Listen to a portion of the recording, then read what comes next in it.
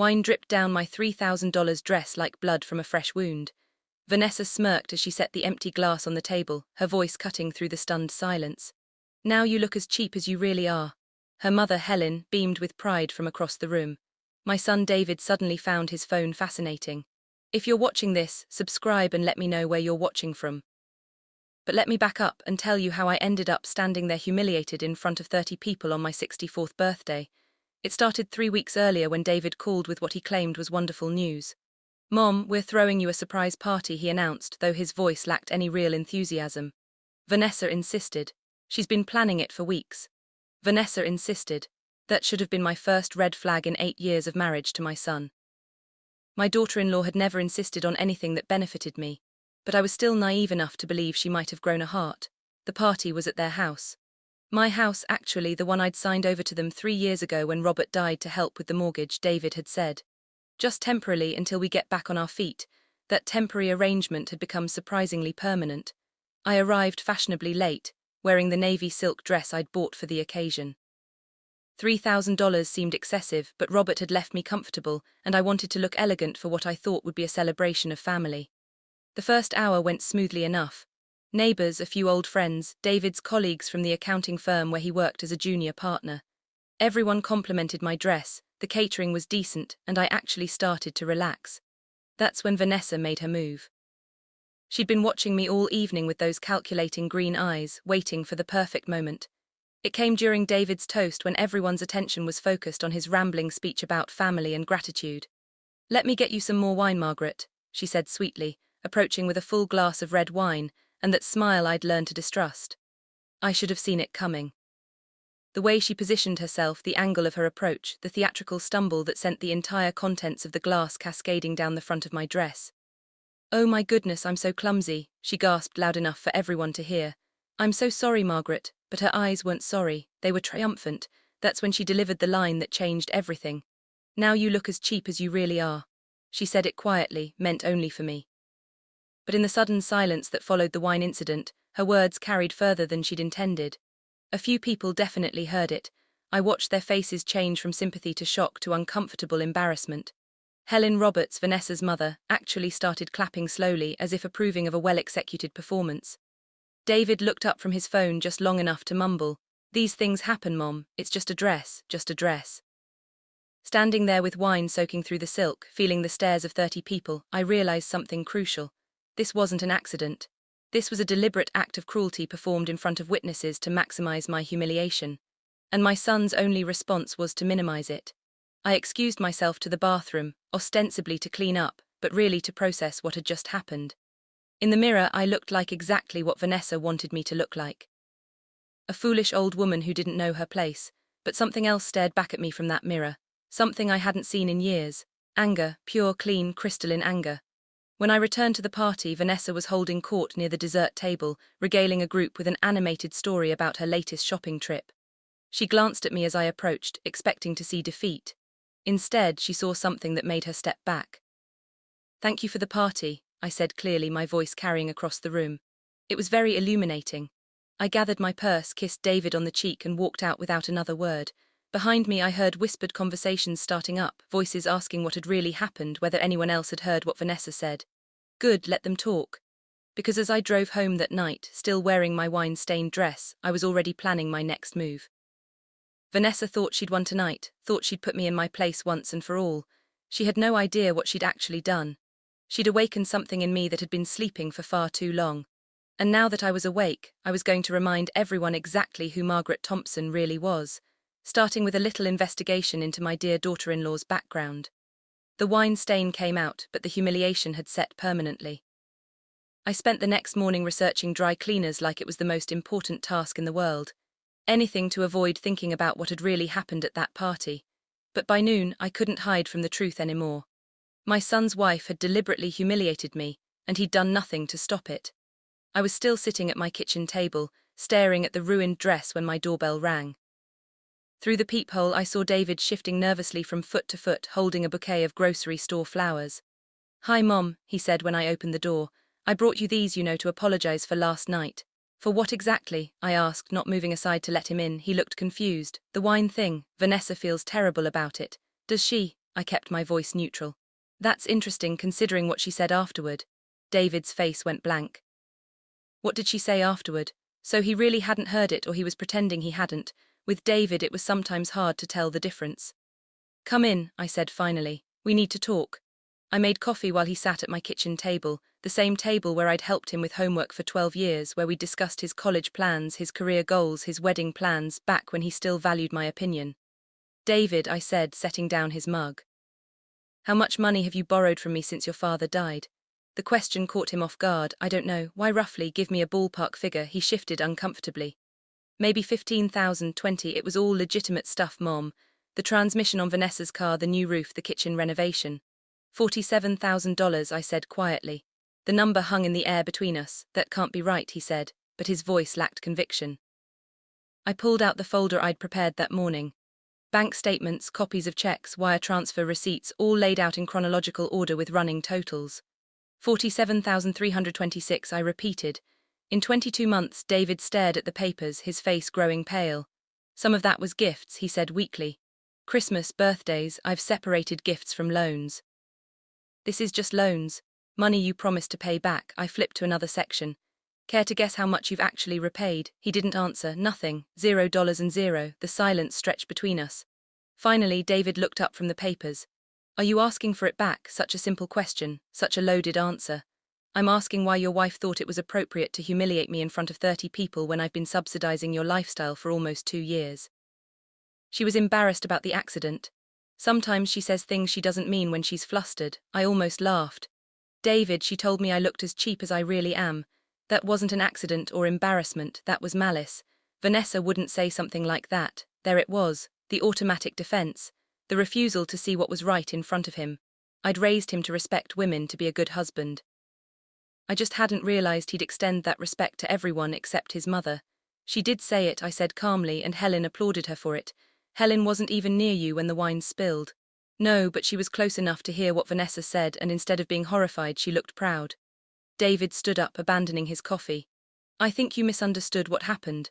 Vanessa is upset about the whole thing. She sent me here to apologize and to see if you wanted her to pay for dry cleaning. How generous of her. Mom, don't be like this. Like what? Like someone who expects basic respect from her family. He had no answer for that. After he left, I sat alone with my financial records spread across the table. $47,000, nearly a quarter of Robert's life insurance payout. Money I'd given freely because I thought it was helping my son build a stable life with the woman he loved. But looking at it now, I saw a different pattern. The requests had escalated over time. Small emergencies at first, then larger renovations, then luxury purchases disguised as necessities. The kitchen renovation alone had cost $18,000, featuring granite countertops and professional-grade appliances that Vanessa had picked out personally. My kitchen still had the original laminate counters from 1987. I pulled out my laptop and began typing.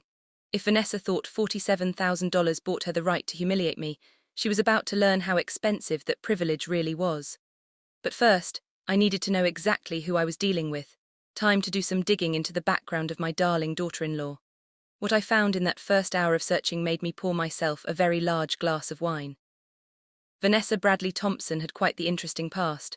Amazing what you could find online when you knew where to look and had a whole afternoon to kill. I started with the basics. Social media profiles, old newspaper articles, public records. By dinner time, I had a clearer picture of the woman who'd married my son, and it wasn't the sweet, struggling young professional she'd pretended to be. First discovery. Vanessa had been married before twice, actually. Her first marriage lasted 18 months, ending when husband number 1 filed for divorce, citing financial impropriety. The court documents were sealed, but the local newspaper had covered the story because the husband was a minor public figure, a city council member in their small Tennessee town. Allegations of unauthorized credit card use and forged documents, the article read. No criminal charges were filed as part of the divorce settlement, but the councilman had declared bankruptcy 6 months later. Husband number 2 fared slightly better, lasting 2 years before Vanessa decided she needed space to grow as a person. That quote came from her own Facebook post, complete with inspirational sunset photos and hashtags about new beginnings. What she didn't post about was the restraining order he'd filed 3 months after their separation, or the fact that she'd maxed out 4 credit cards in his name during their marriage. By the time she met David, She'd perfected her act. Single professional woman, marketing coordinator for a small firm, just looking for someone stable and kind. She targeted him beautifully, I had to admit. A recent widower, financially comfortable, emotionally vulnerable, with a mother who would welcome any woman who made her son happy. I'd been so grateful when David started dating again after losing his first wife, Sarah, to cancer. So relieved when he seemed genuinely happy with Vanessa. So thrilled when he announced their engagement after just 6 months. Looking back, I should have wondered why someone as charming and attractive as Vanessa was still single at 32. Why she had so few close friends, why her family rarely visited, why she seemed so eager to become part of our tight little unit. Now I knew she wasn't joining our family, she was replacing it with herself. The doorbell interrupted my research. Through the window I saw a silver Honda in my driveway, Vanessa's car. I considered not answering, but curiosity won. What could she possibly want? She stood on my porch wearing a perfectly contrite expression and carrying a pink bakery box. Her blonde hair was pulled back in a neat ponytail, and she dressed down in jeans and a simple sweater. The picture of casual sincerity. "Margaret, I'm so glad you're home," she said, offering the box. "I brought your favorite cookies from that bakery downtown. The chocolate chip ones. They weren't my favorites. I'd mentioned once that I liked them, probably 2 years ago, but she'd remembered, which was more attention than David usually paid to my preferences. "Thank you," I said, accepting the box but not inviting her in. "I wanted to apologize properly for last night," she continued. "I was mortified by the accident and I'm afraid I said some thoughtless things in my embarrassment. David told me you were upset and I just felt terrible about it.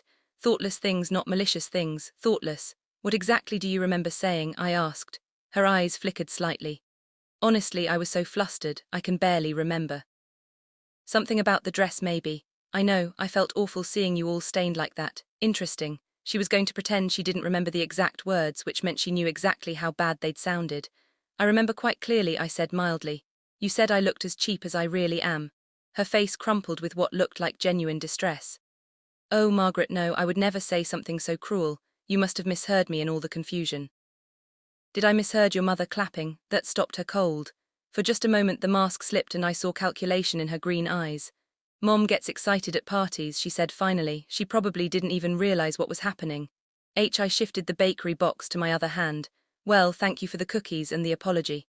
"Actually," she said quickly, "I was hoping we could chat for a few minutes, clear the air properly. I'd hate for one awkward moment to damage our relationship. Our relationship as if we'd ever had one that wasn't built on my usefulness to her marriage." "I'm pretty tired today," I said. "Maybe another time." Of course, she stepped back, still smiling. "I just want you to know how much David and I appreciate everything you do for us. You're such a generous mother-in-law. Not everyone is so blessed." There it was. The reminder of my financial contributions dressed up as gratitude. The subtle message that my place in their lives depended on my continued generosity. After she left, I opened the bakery box. Inside were a dozen expensive-looking cookies and a handwritten note for the sweetest mother-in-law in the world. "Thank you for everything. Love, Vanessa." I had to give her credit for thoroughness. But as I threw the note away, I was already planning my next move. If Vanessa wanted to play games about memory and misunderstandings, I was happy to oblige. Tomorrow, I was going to have a conversation with Helen Roberts. Time to find out exactly what kind of apple had produced this particular tree. Helen Roberts lived in a pristine subdivision where every lawn was edged to perfection, and every mailbox matched the house trim. The kind of neighborhood that screamed upper middle-class respectability, while hiding all sorts of interesting secrets behind closed doors. Her house was a colonial revival with white columns and black shutters. Exactly the sort of place you'd expect to find the mother of someone like Vanessa. Everything about it whispered good family values and proper upbringing. I'd called ahead, claiming I wanted to discuss plans for David and Vanessa's upcoming anniversary. Helen had been delighted to invite me over for afternoon tea. "How lovely that you're taking such an interest in celebrating their marriage," she'd gushed. If only she knew what kind of celebration I had in mind. Helen met me at the door wearing a floral dress and pearls, looking like she'd stepped out of a 1950s magazine. Her silver hair was perfectly styled, her makeup expertly applied. She had the same bone structure as Vanessa, the same calculating intelligence behind the warm smile. "Margaret, how wonderful to see you," she said, air kissing my cheeks. Come in, come in. I've made cucumber sandwiches and scones." The living room was decorated in shades of cream and gold with oil paintings of flowers and landscapes covering the walls. Everything was expensive but tasteful. The home of someone who understood quality but not necessarily authenticity. I was so sorry to hear about the little accident at your party, Helen said as she poured tea from a delicate china service. Vanessa was quite upset about it, was she? I accepted the cup, noting it was bone china.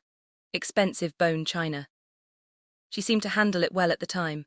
Oh, you know how she is, always trying to make the best of awkward situations. She gets that from me, I'm afraid. We Roberts women believe in keeping a smile on our faces no matter what. The Roberts women, interesting phrasing. She is certainly good at maintaining composure. I agreed, even when saying things she might later regret. Helen's hand paused slightly as she reached for a cucumber sandwich. I beg your pardon at the party after the wine spilled. I thought I heard her make a comment about my appearance, but perhaps I misunderstood. Oh, I'm sure you did. Vanessa would never say anything unkind, she thinks the world of you. The lie came so easily, I almost admired it. This was where Vanessa had learned her craft. I'm sure you're right, I said, sipping my tea. It's just that a few other guests mentioned hearing something and I wanted to clear up any misunderstanding. Helen's smile became more fixed. Well, people do love to gossip, don't they? Especially when they've had a bit too much to drink. True though, I noticed you seemed quite pleased with something during the incident. You were actually applauding. This time her hand did stop, suspended halfway to her mouth with a tiny sandwich. I was applauding David's speech, of course. Such a lovely tribute to you. Was that before or after the wine spilled? I am not sure I remember the exact sequence of events. It all happened so quickly. Liar, but a skilled one. I could see where Vanessa had learned to deflect and redirect. Helen, I said, setting down my cup with deliberate care. How well do you know your daughter's first two husbands? The colour drained from her face so quickly I thought she might faint. Her what, first two husbands? James Bradley from Tennessee and Marcus Chen from Ohio. Surely she mentioned them. Helen's mouth opened and closed like a fish gasping for air. I think there's been some misunderstanding. Has there? Because the public records are quite clear. Two previous marriages, both ending rather badly. Financial irregularities in both cases. I found it fascinating reading. I don't know what you think you've discovered, Helen said, her voice shaky now. But Vanessa's past relationships are none of your business. You're absolutely right. They wouldn't be my business at all. Except for the fact that she's now married to my son and has borrowed nearly $50,000 from me in the past 2 years. Helen went completely still. 50,000, 47,326 to be precise, for various emergencies and home improvements. None of which David mentioned to you. I'm guessing they said they were financially stable. They are, because I've been subsidizing them. I pulled out a folder from my purse. Would you like to see the receipts? Helen stared at the folder like it contained a venomous snake. What do you want, Margaret, finally? The mask was off and we could have an honest conversation. I want to understand exactly who my daughter-in-law really is, and I want to understand what role you've played in creating her. Vanessa is a loving wife who's made some mistakes in her past. She's learned from them. Has she? Because from where I'm sitting it looks like she's simply gotten better at choosing her targets. Helen stood up abruptly, her composure finally cracking completely. I think you should leave, of course. I gathered my purse and folded her. Thank you for the tea, it was very enlightening.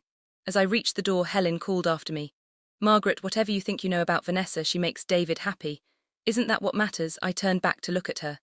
She was standing in her perfect living room, surrounded by her perfect things, looking suddenly old and fragile.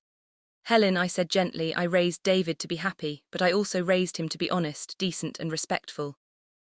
Your daughter is systematically destroying all three of those qualities. So no, his happiness isn't all that matters anymore.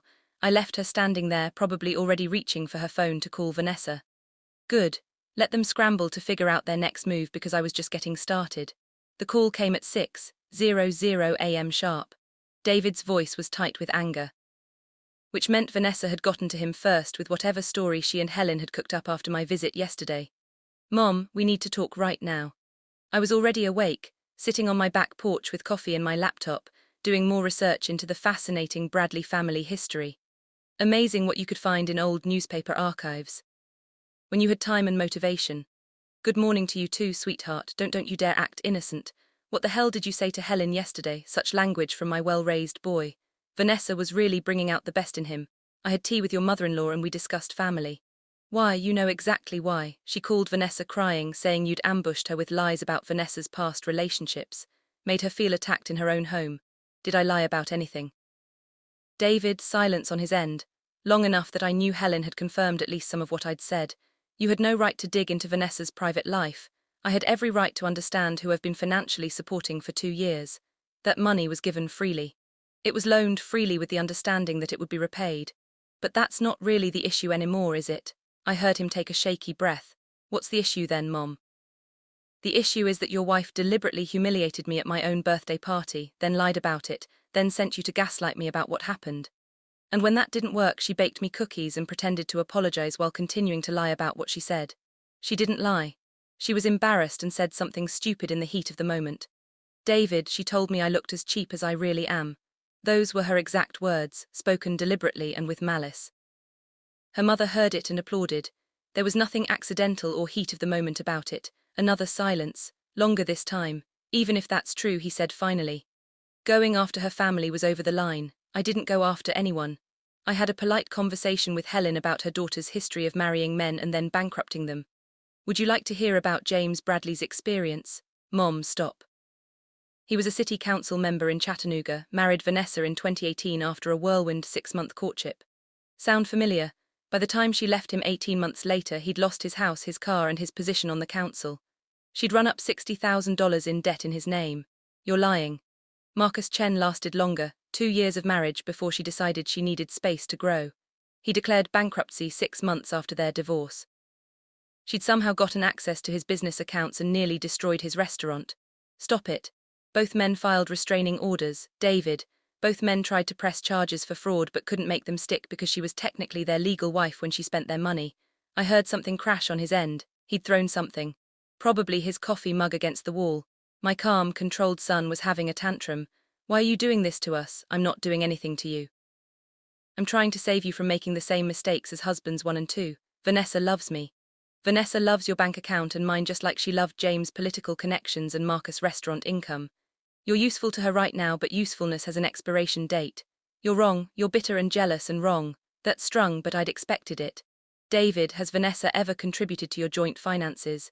Real contribution, not just token amounts. She works part-time. Her marketing consulting brings in decent money.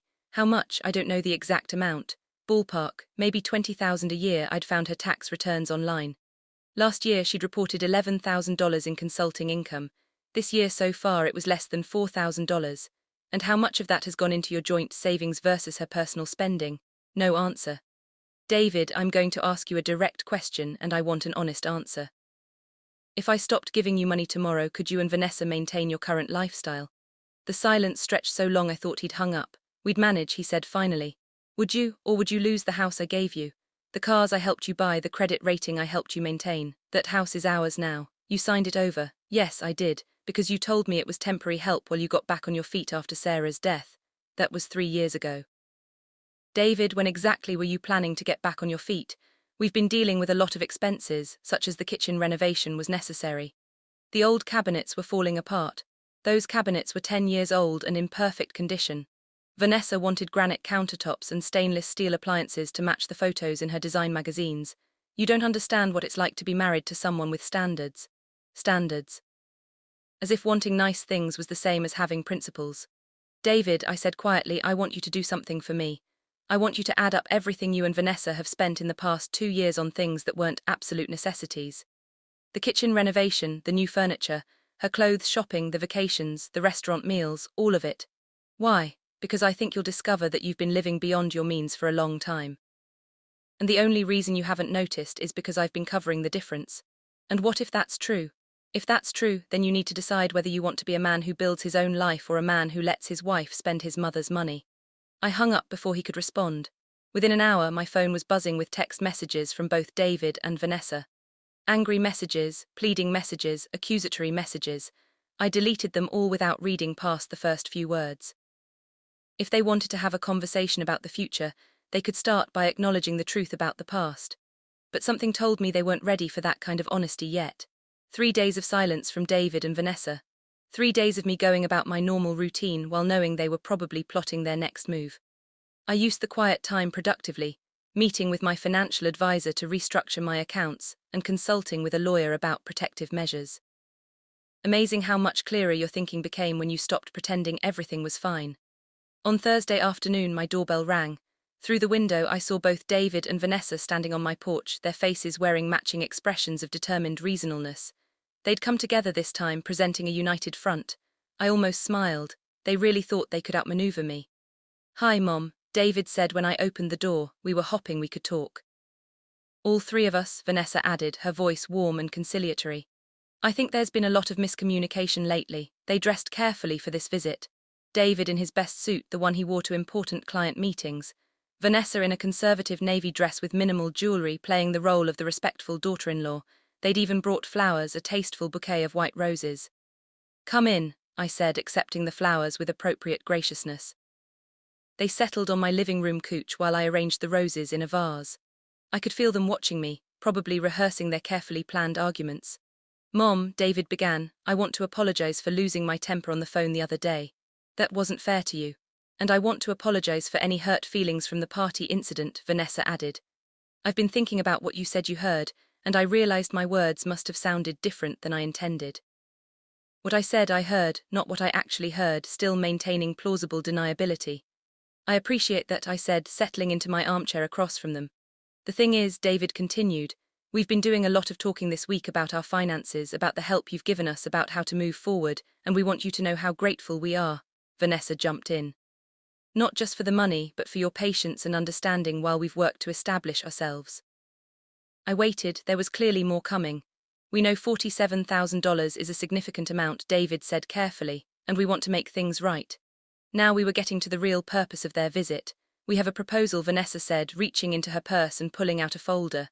A formal repayment plan. We've worked out a schedule that will have everything paid back within 3 years. She handed me the folder with a proud smile. Inside was a typed document, professionally formatted, laying out monthly payment amounts and dates. It looked official and responsible and completely meaningless. $200 a month, I read aloud, for 36 months. It's what we can realistically afford while still maintaining our current obligations, David explained. Your current obligations. I set the document aside, such as the mortgage on the house, obviously the car payments, insurance, living expenses. Living expenses, I repeated. Would that include Vanessa's monthly spa appointments, her shopping trips to the outlet mall, the weekly date nights at expensive restaurants? They exchanged glances. We're not asking you to subsidize our lifestyle anymore, Vanessa said carefully. We're offering to pay back what we owe at $200 a month with no interest. You're offering to take 36 years to repay money you spent in 24 months. 3 years, David corrected. 36 months is 3 years, my mistake. 3 years to pay back money you borrowed for emergency home repairs and then spent on luxury renovations. The temperature in the room seemed to drop several degrees. Mom, David said slowly. What exactly are you saying? I'm saying that your repayment plan is insulting. I'm saying that $200 a month doesn't even cover the interest on what you owe me. And I'm saying that this entire performance feels less like genuine remorse and more like a negotiating tactic. Vanessa leaned forward, her mask of reasonableness starting to slip. Margaret, we're trying to do the right thing here. We could have just ignored the debt entirely. Claimed it was all gifts, but we didn't. How generous of you. What do you want from us? David asked, frustration creeping into his voice. What did I want? I'd been asking myself that question for days, and I finally had an answer. I want honesty, I said simply. Real honesty, not carefully crafted apologies and payment plans designed to make you look reasonable while changing nothing. We're being honest, Vanessa protested. Are you, David? Did you tell Vanessa about my conversation with her mother? His face went pale. Clearly he hadn't. What conversation? Vanessa asked, but her voice had gone sharp. The one where Helen confirmed your previous marriages, the ones you never mentioned to any of us.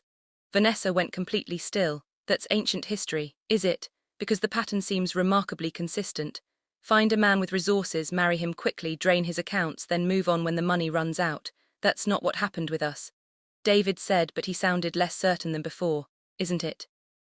You've been married 3 years, and in that time Vanessa has contributed virtually nothing to your household income while spending nearly $50,000 of my money on non-essential purchases. She works, David protested, part-time consulting that brings in maybe $4,000 a year, according to her tax returns. You looked at her tax returns. David's voice was outraged. They're public record if you know where to look. Amazing what becomes available when someone claims business income. Vanessa stood up abruptly. I don't have to listen to this. No, you don't, I agreed, but you might want to because I haven't finished sharing what I learned about your employment history. She froze halfway to the door. Sit down, Vanessa, both of you, because we're going to have that honest conversation now, whether you want to or not. They sat. And for the first time in 3 years, I felt like I had their complete undivided attention. Vanessa has never held a steady job for more than 18 months, I said, pulling out another folder from my carefully organized research. In the past decade, she's worked for 7 different companies in 4 different states. David's face was growing paler by the minute. People change jobs, that's normal in marketing.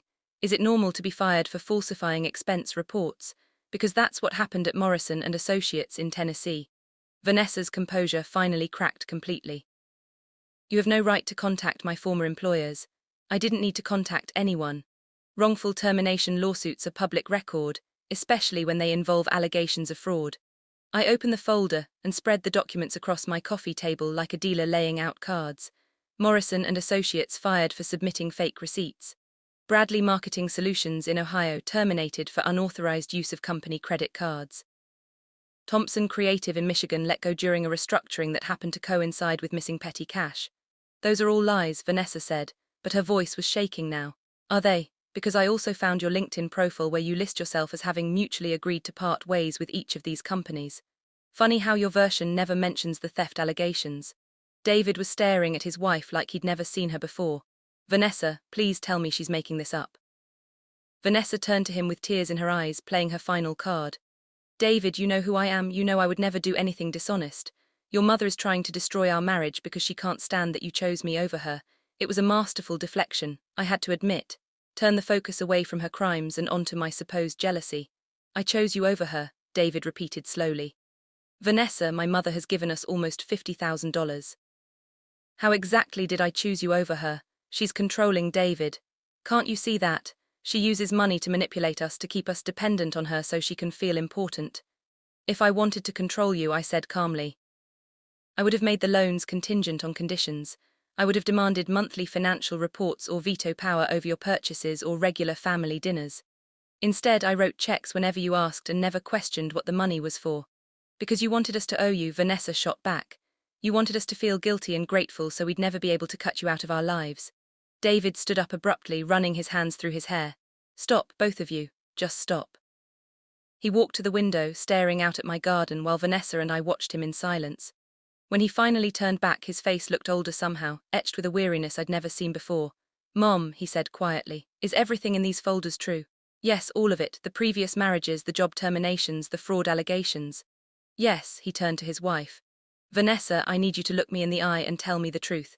Did you steal from your previous employers? David, please don't do this. Did you steal from them? She started crying in earnest now. The kind of desperate tears that come when all other options are exhausted. It wasn't stealing. They were expense reimbursements I was entitled to. The companies were just being petty about documentation. Falsified receipts aren't documentation problems, I said gently. They're fraud. And your previous husbands, David continued, his voice getting steadier. Did you max out credit cards in their names? We were married. Their money was my money. That's not how marriage works, Vanessa. She looked back and forth between us, finally realizing that her charm and manipulation weren't going to save her this time. The mask came off completely, revealing the calculating predator underneath. Fine, she snapped. Yes, I took money from men who could afford it. Yes, I've made some questionable financial decisions. But so what? You benefited too, David. You enjoyed the nice house, the expensive dinners, the luxury lifestyle. You never asked where the money came from because you didn't want to know. The honesty was brutal and absolutely devastating. I thought it came from my mother, David said quietly. It did come from your mother. I just helped you spend it on things that would make us happy instead of letting her hoard it like some paranoid dragon. That was the moment I knew I'd won. Not because I'd exposed her crimes, but because she'd finally shown David exactly who she really was. He sat back down heavily, his head in his hands. Jesus, Vanessa, what have you done to us? I've given you the best 3 years of your life. You've spent $50,000 of my mother's money and made me complicit in stealing from her. It wasn't stealing. She gave it willingly because you lied about what it was for. They were screaming at each other now, all pretense of civility abandoned. I sat quietly in my chair, watching 38 years of careful parenting finally pay off. David was angry, hurt, and confused, but underneath it all he was still the decent man I'd raised him to be. When the shouting stopped, the silence felt deafening. Finally, David looked up at me. Mom, what happens now? What happens now?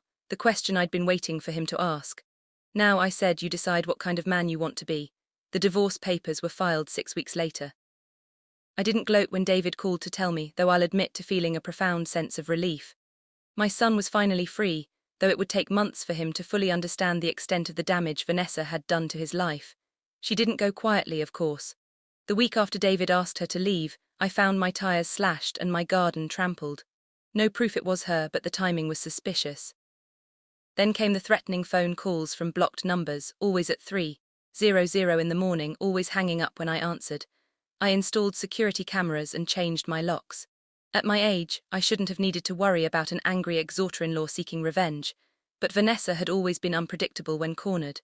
The real surprise came when David moved back in with me temporarily. "Just until I figure out what I want to do with the house," he said.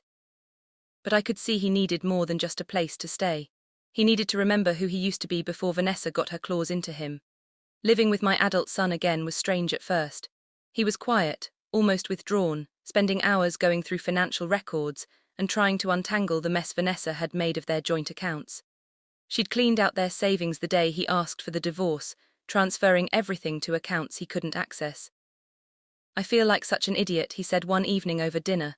"How did I not see what she was doing?" "Because you're a decent person who trusted the woman you married," I replied. "Decent people have trouble recognizing predators because we don't think like they do, but the signs were all there. The spending, the lies about her work history, the way she treated you." He pushed food around his plate without eating. "God, Mom, the way she treated you. I let her humiliate you at your own birthday party." "Yes, you did." He looked up, startled by my bluntness. "You let her treat me badly for 3 years," I continued. "You prioritized her feelings over mine, her wants over my needs, her version of events over my actual experiences. And when I finally fought back, your first instinct was to defend her. I know, I'm sorry. Sorry isn't enough, David. Sorry is what you say when you accidentally hurt someone. What you did was systematic. You systematically chose your wife over your mother for 3 years, even when she was obviously in the wrong." He set down his fork, tears in his eyes. "How do I fix that? You can't fix it. You can only learn from it and do better going forward." We sat in silence for several minutes. Outside, I could hear Mrs. Patterson next door calling her cat in for the night. The same routine she'd followed for 20 years. Some things never changed, but others changed whether you wanted them to or not. "Mom," David said finally, about the money, the $47,000. "I want to pay it back, all of it, with interest." "With what?" "Vanessa cleaned out your accounts, remember? I'll get a second job, sell the house, whatever it takes." I studied my son's face, seeing determination there for the first time in years. "David, I don't need the money back. Your father left me very comfortable, but I need to pay it back for my own self-respect." That I understood. "All right, but we'll work out reasonable terms. I won't have you destroying your financial future to fix your past mistakes." He nodded gratefully, and I saw a glimpse of the young man I'd raised, the one with integrity and backbone who'd somehow gotten lost along the way. The phone rang, interrupting our conversation. The caller ID showed a number I didn't recognize, but when I answered, I immediately recognized the voice. "Margaret, this is Helen Roberts, Vanessa's mother." I put the phone on speaker so David could hear. "Hello, Helen, I wanted to call and apologize for everything that's happened. I had no idea about Vanessa's past when she married David." Liar.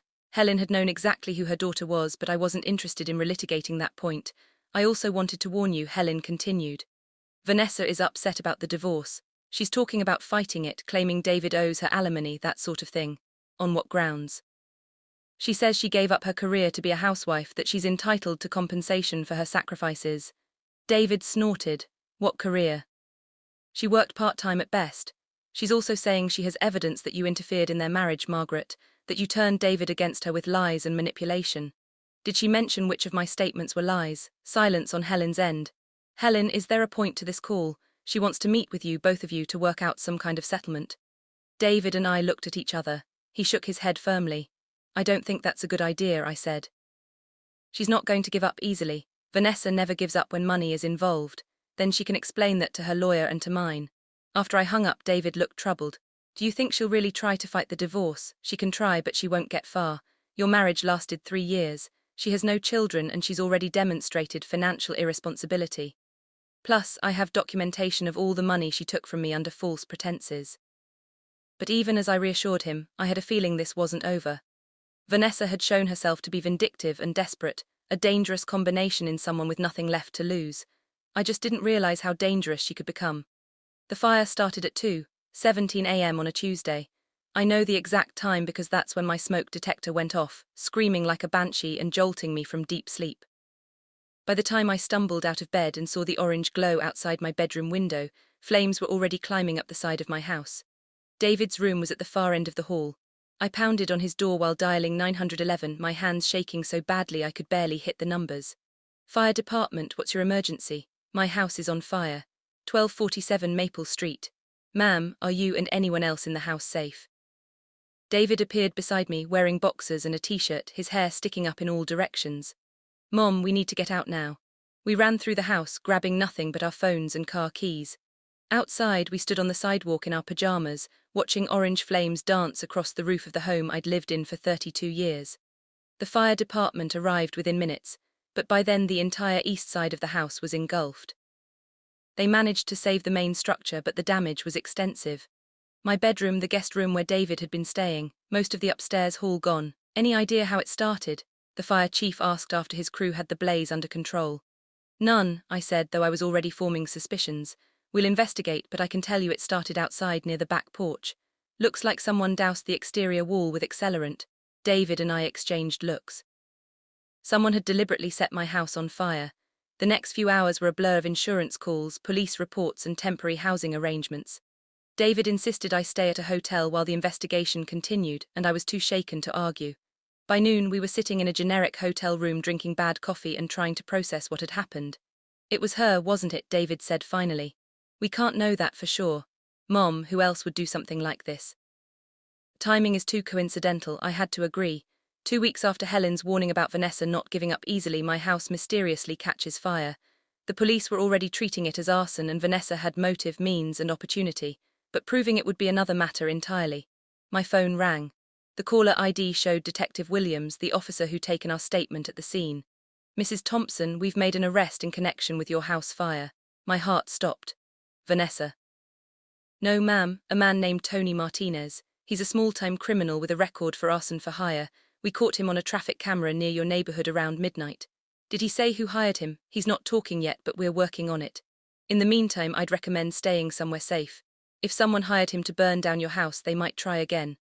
After the detective hung up, David and I sat in stunned silence. Tony Martinez, I said finally. I've never heard that name before, but Vanessa might have. She knows all kinds of unsavory people from her various jobs and relationships. I thought about the woman who'd married my son, who'd smiled at family dinners while planning to steal our money, who'd deliberately humiliated me at my own birthday party. Was she really capable of hiring someone to burn down my house? Looking back, I should have realized the answer was obviously yes. The hotel phone rang, startling us both. David answered it wearily. Thompson residence, Thompson hotel room. His face went white as he listened to whoever was on the other end. No, absolutely not, don't call here again. He hung up and looked at me with something approaching panic in his eyes. That was Vanessa. She knows we're staying here. How could she possibly know that? I don't know, but she does. She said she wanted to meet to talk about our mutual problem. What mutual problem? I think she's claiming we framed her for the arson. The audacity of it took my breath away. She burns down my house, then calls to suggest we're framing her for a crime she actually committed. David, we're leaving now. Where are we going? Somewhere she can't find us.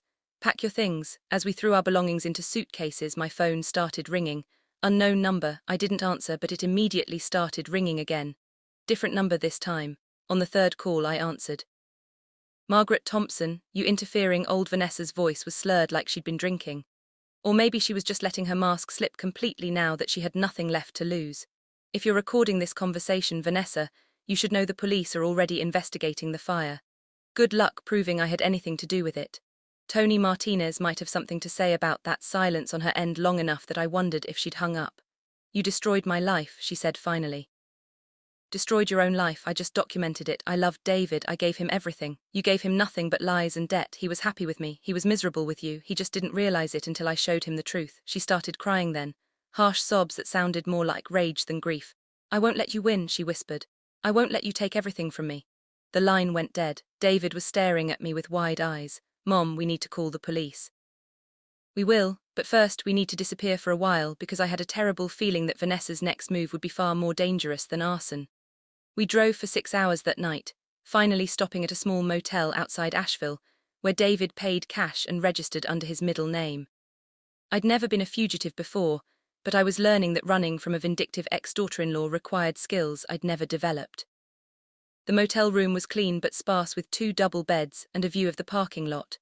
David immediately started making calls to his office, to the insurance company, to Detective Williams about Vanessa's threatening phone call.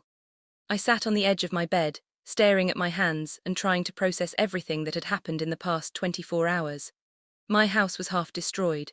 A man I'd never met had been arrested for trying to burn it down. My former daughter-in-law was making increasingly erratic threats, and I felt strangely calm about all of it. "Mom." David hung up his phone and looked at me with concern. "Are you okay? You seem awfully quiet." "I'm fine, just thinking about what? About how liberating it was to finally stop pretending everything was normal. About how much energy I'd wasted over the years trying to keep peace with people who didn't deserve my courtesy. About how good it felt to fight back against someone who'd underestimated me. I'm thinking that Vanessa made a strategic error," I said finally. "What do you mean?" She escalated this to a criminal level. As long as it was just family drama, the humiliation, the financial manipulation, even the theft, it could be handled privately. But arson changes everything. Now the police are involved. Insurance companies are paying attention.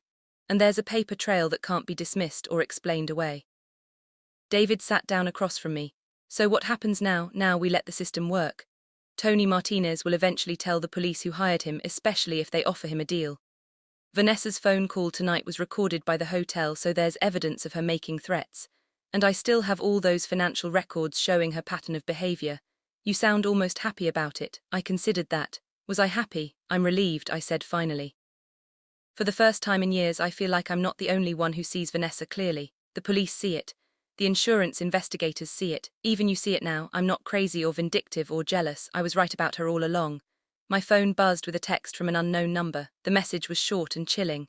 "This isn't over." David read it over my shoulder. "That's enough. I'm calling Detective Williams." While he made the call, I walked to the window and looked out at the parking lot. A few cars, nothing suspicious, but I had the uneasy feeling we were being watched. "Detective Williams wants us to come in tomorrow to make formal statements," David reported. "He says Tony Martinez is starting to cooperate." "What did he tell them?" "A woman approached him at a bar last week. Offered him $5,000 to torch your house.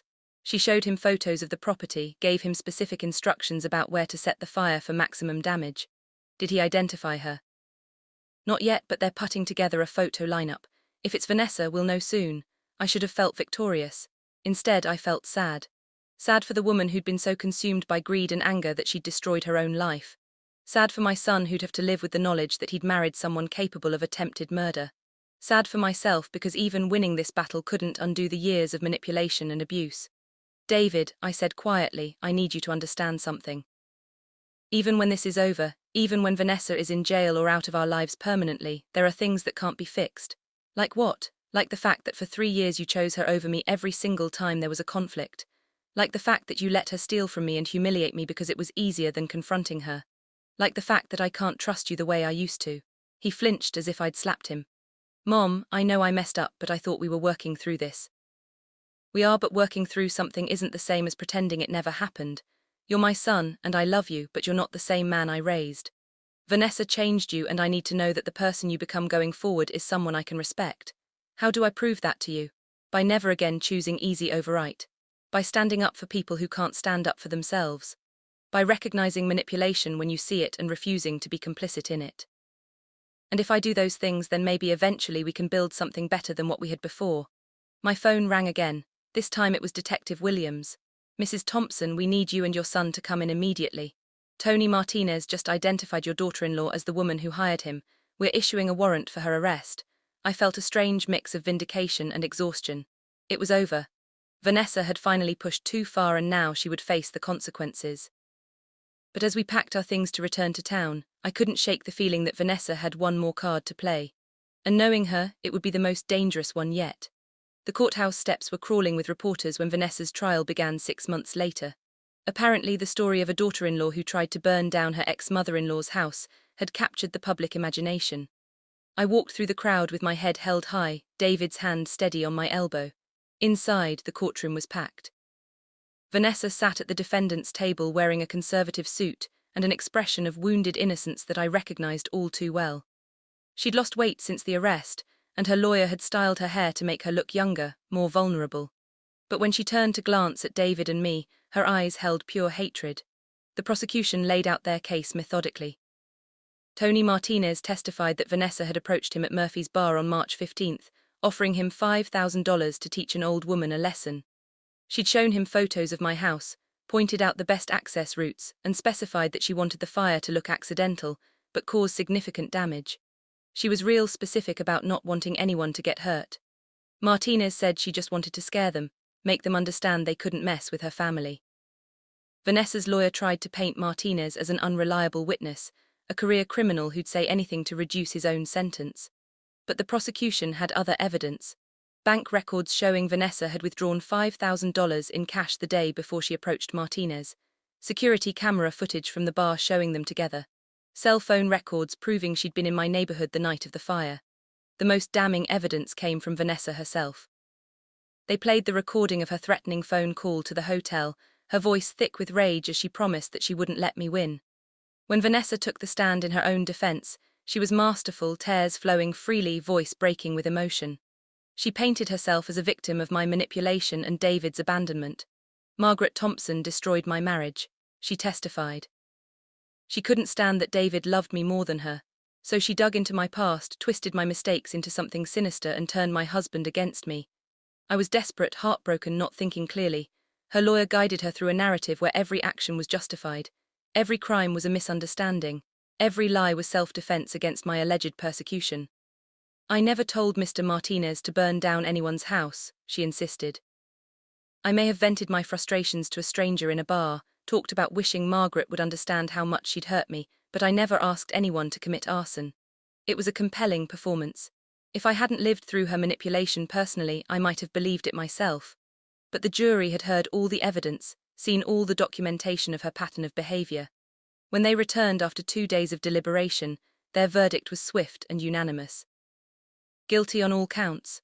Arson in the first degree, conspiracy to commit arson, making terroristic threats, and criminal harassment. The judge sentenced her to 12 years in prison with possibility of parole in 8. As the bailiff led Vanessa away in handcuffs, she turned back to look at David and me one final time. The mask was completely gone now, replaced by raw fury and something that might have been genuine surprise. She'd really believed she could manipulate her way out of this, could charm the jury into seeing her as the victim. She'd finally met a situation where her looks and lies couldn't save her. Outside the courthouse, reporters thrust microphones in my face, shouting questions about how it felt to see my daughter-in-law convicted, whether I felt safe now, what message this sent to other families dealing with financial abuse. I feel relieved, I said simply. Justice was served, but that wasn't the whole truth. Justice had been served, but the real victory wasn't Vanessa's conviction. It was the fact that my son was standing beside me, finally understanding what I'd been trying to protect him from all along. 6 months later, David and I stood in the rebuilt section of my house, admiring the new bedroom and updated electrical work that insurance had paid for. The space was brighter than before, more modern, though it would take time before it felt truly like home again. I never thanked you properly, David said as we surveyed the work. For what? For saving me from her, for refusing to give up even when I fought you every step of the way. I looked at my son, seeing someone I barely recognized but was beginning to respect again. The past year had aged him, but it had also strengthened him. He'd paid back every penny of the money Vanessa had taken, selling the house they'd shared and moving into a modest apartment. He'd started therapy to understand how he'd been manipulated. Most importantly, he'd learned to trust his own judgment again instead of deferring to whoever spoke loudest. You saved yourself, I told him. I just gave you the information you needed to make better choices. Still, I'm sorry it took me so long to listen. Sometimes we have to lose everything to understand what we actually value. My phone buzzed with a text from Helen Roberts, Vanessa's mother. Over the past year, she'd reached out periodically offering apologies and explanations that I largely ignored. This message was different. Vanessa asked me to tell you she's sorry for everything. She knows she was wrong. I showed the text to David, who shook his head. Even now, she's trying to manipulate people through her mother. Probably, but you know what? It doesn't matter anymore, and it didn't. Vanessa was in prison. David had learned his lesson. And I was living my life on my own terms for the first time in years. I discovered that standing up for yourself, even when it was difficult and painful, was infinitely better than accepting mistreatment for the sake of keeping peace. My house was rebuilt. My relationship with my son was stronger than before, and I'd learned something valuable about my own strength. Sometimes the wine stain ruins the dress, but it also reveals who people really are underneath their masks. And sometimes that revelation, painful as it might be, is exactly what everyone needed to see. 6 months after the trial, I threw another birthday party. This time I wore a simple black dress that cost $50 and invited only people who genuinely cared about me. David gave a toast about second chances and hard-won wisdom. Nobody spilled wine on me, and for the first time in years, I felt like I was exactly where I belonged. If you're watching this, subscribe and let me know where you're watching from. Sometimes the best revenge isn't getting even. It's building a better life than the people who tried to tear you down ever imagined possible.